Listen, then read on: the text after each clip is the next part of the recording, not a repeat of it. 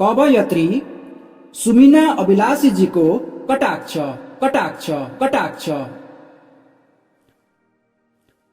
मलाई हरियो मन पर्छ, बसन्तका पलहरू, खुल्ला चौर अनि हरियो क्षितिज।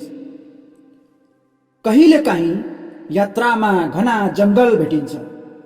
म मोहित हुन्छु शालिग जस्तै उभिएका बोटहरू देखेर, हावाको स्पर्श स्वीकार गरिरहेका पातहरू देखेर। म केही क्षण त्यहीँ अडिन्छु, तर मान्छेहरू भन्छन् जंगलमा नजा, जंगलमा नबस। मलाई धुवाँ मन पर्छ, तुवालोले छोपेको मौसम मन पर्छ। आकाशमा आकृति बदलिरहेको बादल मन पर्छ। म केही क्षण आकाश निहाल्छु, हातहरू फिजाउँछु। लाग्छ सुस्त सुस्त बादल मेरो आलिङ्गनमा आउँदैछ, तर मान्छेहरू भन्छन् बादलको कविता नलेख। मलाई पंक्षीहरूको स्वतन्त्र उडान हेरेर उत्साहित हुन मन पर्छ, परसम्म दृश्य निहाल्दै मुस्कुराउन मन पर्छ, तर मान्छेहरू भन्छन् त चराको कविता नलेख। मलाई झरी मन पर्छ, ऋतुहरूमै सर्वोत्कृष्ट लाग्छ वर्षा। झ्यालबाट घण्टौं झरी निहालेर स्वयं भिजेको अनुभूत गर्दै जीवनका अनेकन अनुपम पलहरूसँग कल्पिन मन पर्छ। झरीलाई अन्जुलीमा उठाएर शब्दमा सजाउन मन पर्छ, तर मान्छेहरू भन्छन् त झरीको कविता नलेख। मलाई खोला नाला झरना मन पर्छ, खै के छ त्यहाँ?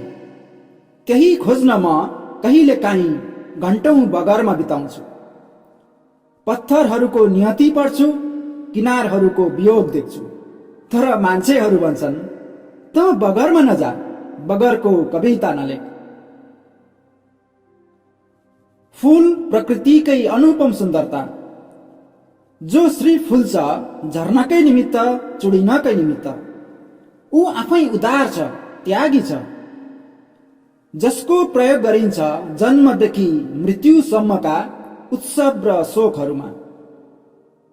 म फूलसँग घोलिन्छु, जीवन बोध गर्छु, फूलको सार्थकता र अस्तित्व खोज्छु, तर मान्छेहरू भन्छन् त फूलको कविता नलेख।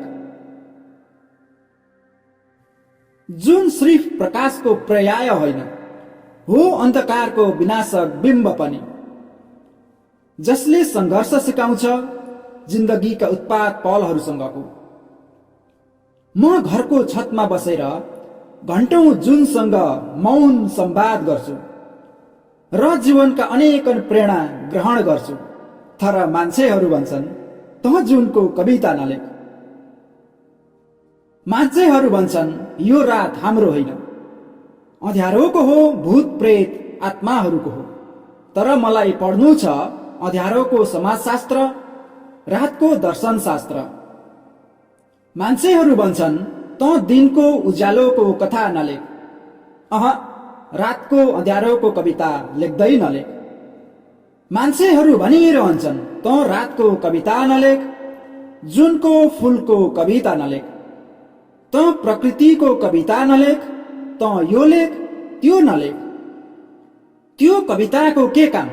लेख्नुले मात्रै कसरी कवि भइएला र?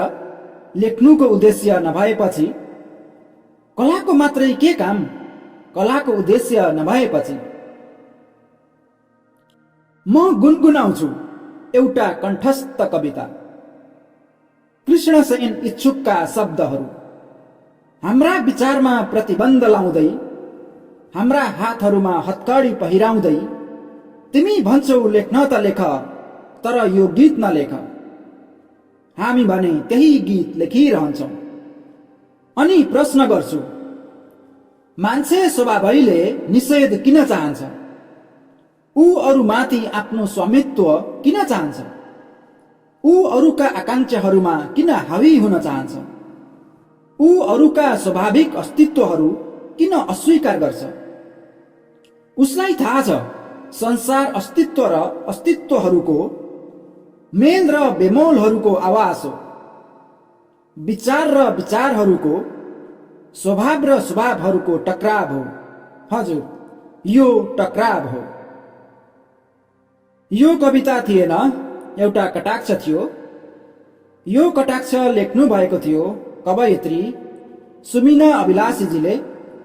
यति मिठो सृजनाका लागि उहाँलाई हृदयदेखि नै धन्यवाद दिन चाहन्छु। उहाँका कलमी हातहरू यसरी नै सधैँ अघि बढिरहन्। यो कटाक्ष हजुरहरूलाई के कस्तो लाग्यो? कृपया आफ्ना आफ्ना प्रतिक्रियाहरू कमेन्ट बक्समा छोडी सहयोग गर्नुहुनेछ भन्ने पूर्ण आशा लिएको छु, किनकि तपाईहरूको प्रतिक्रिया नै मेरो लागि हौसला बन्नेछ। हरेक पल सुखमय रहोस्। धन्यवाद।